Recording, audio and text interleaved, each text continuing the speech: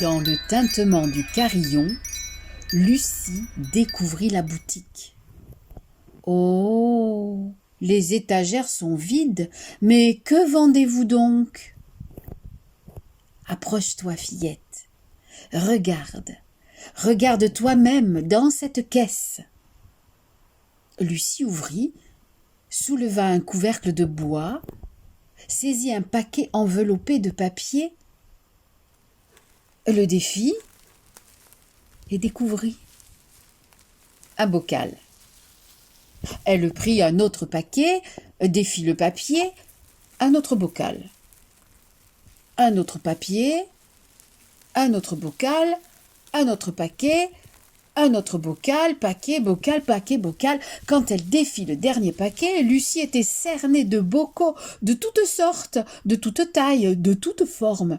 Alors, ainsi, monsieur, vous allez vendre des bocaux. Il sourit. Non, non, il reste encore une caisse à explorer. Et d'un regard complice, l'homme indiqua l'autre côté du comptoir. Lucie, polie mais impatiente, y pressa son pas.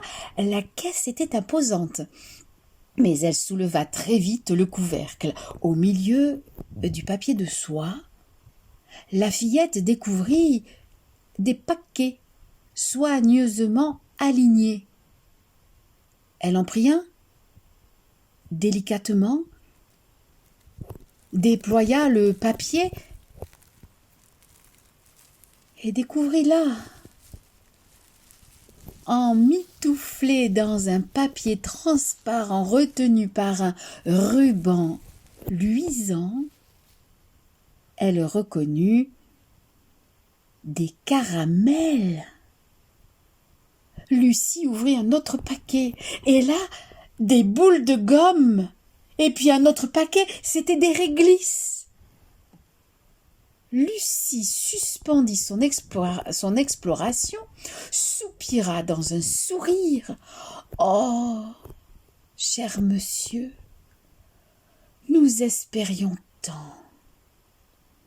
Bienvenue à la confiserie de Monsieur Délice.